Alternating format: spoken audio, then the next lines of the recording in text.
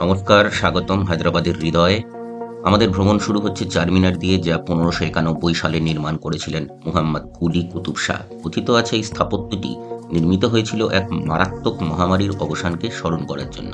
এর 4টি সুবিশাল খিলান ও উচ্চ মিনারগুলি মুঘল ফার্সি স্থাপত্য শৈলীর এক অসাধারণ নিদর্শন, যার চারপাশে গড়ে উঠেছে জমজমাট বাজার ও ইতিহাসের এক সমৃদ্ধ আবহ। আমরা এবারে পা রাখলাম হায়দ্রাবাদের আরেকটা ঐতিহাসিক রত্ন, চৌমহল্লা প্রাসাদে। এটা একসময় হায়দ্রাবাদের নিজামদের রাজকীয় বাসভবন ছিল। চৌমহল্লা শব্দের অর্থ 4টি প্রাসাদ, যা একসাথে মিলিত হয়ে এক অনন্য স্থাপত্য তৈরি করেছে। প্রাসাদের বাইরের অংশে ঢোকার আগেই নজরে পড়বে সুন্দরভাবে রক্ষণাবেক্ষণ করা বাগান ও ঝর্ণা, যা রাজকীয় জীবনের আভিজাত্য প্রকাশ করে। সামনে এগিয়ে গেলেই দেখা যাবে প্রধান প্রাসাদ, যার স্থাপত্যে মুঘল, পারসিক ও ইউরোপীয় নকশার অপূর্ব সংমিশ্রণ রয়েছে।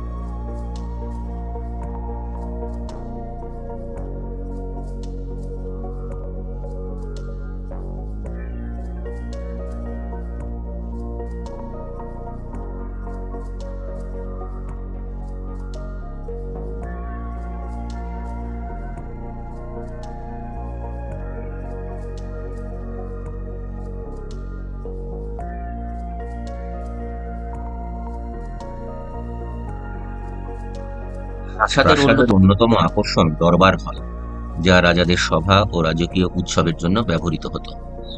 বিশাল ঝাড়বাতি, উঁচু ছাদ এবং চোখ ধাঁধানো কারুকাজ এই দরবার হলকে এক রাজকীয় সৌন্দর্য এনে দিয়েছে।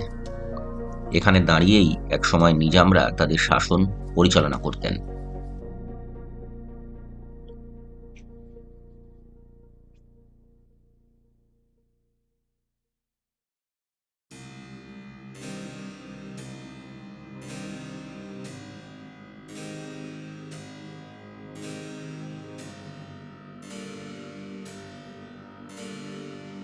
এখন আমরা প্রবেশ করছি ফার্নিচার গ্যালারিতে, যেখানে সংরক্ষিত রয়েছে নিজামদের ব্যবহৃত অভিজাত আসবাবপত্র। সুন্দর কাঠের খোদাই করা চেয়ার, টেবিল, শৌখিন পালঙ্ক, প্রতিটি জিনিসের মধ্যেই অতীতের আভিজাত্যের ছোঁয়া রয়েছে।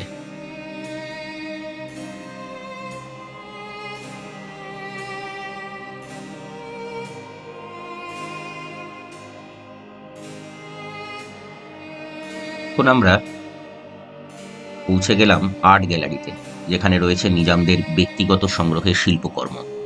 রাজবংশের চিত্র, রাজকীয় অস্ত্রশস্ত্র এবং দুষ্প্রাপ্য ক্যালিগ্রাফির নিদর্শন এই গ্যালারিকে আরও বিশেষ করে তুলেছে।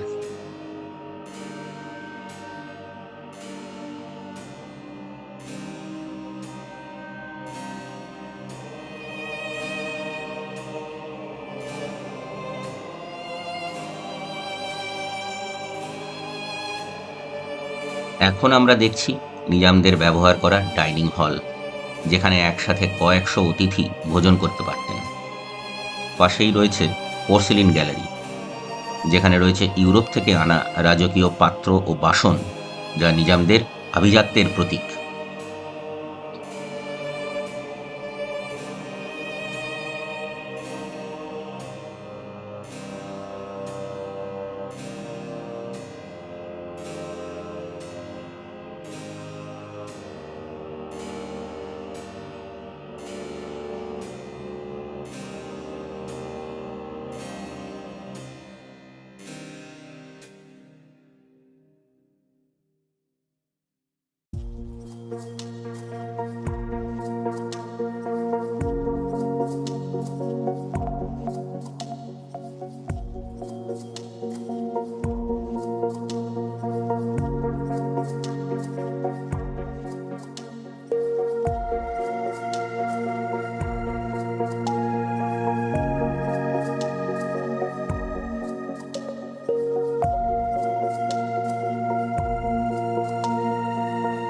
এখন আমরা দেখছি প্রাসাদের পিছনের অংশ, যা সাধারণত দর্শকদের নজরের বাইরে থাকে।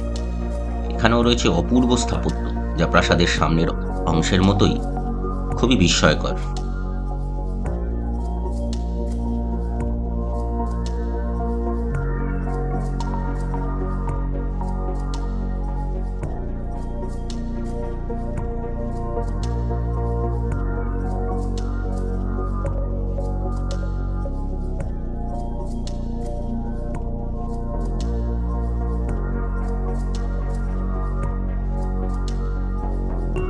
এরপর আমরা প্রবেশ করলাম ভিন্টেজ কার গ্যালারিতে, যেখানে সংরক্ষিত রয়েছে নিজামদের ব্যবহার করা বিলাসবহুল গাড়ির কালেকশন। দুর্লভ রোলস রয়েস, মার্সিডিজ ও অন্যান্য ক্লাসিক গাড়িগুলি এখানে এক অনন্য সংগ্রহ তৈরি করেছে।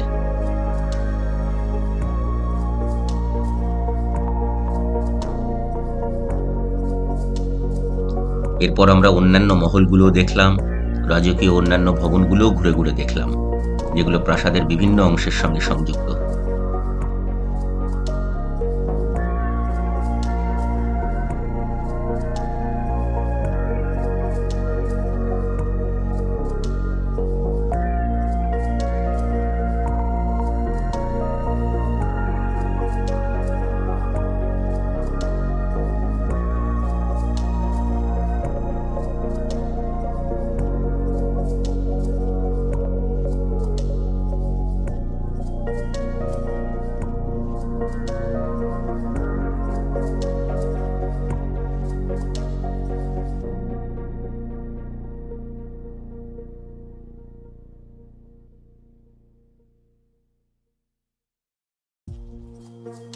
প্রাসাদের হায়দ্রাবাদের এই চৌমহল্লা প্রাসাদের এই রাজকীয় ইতিহাস ও স্থাপত্য আপনাদের কেমন লাগলো কমেন্টে জানান।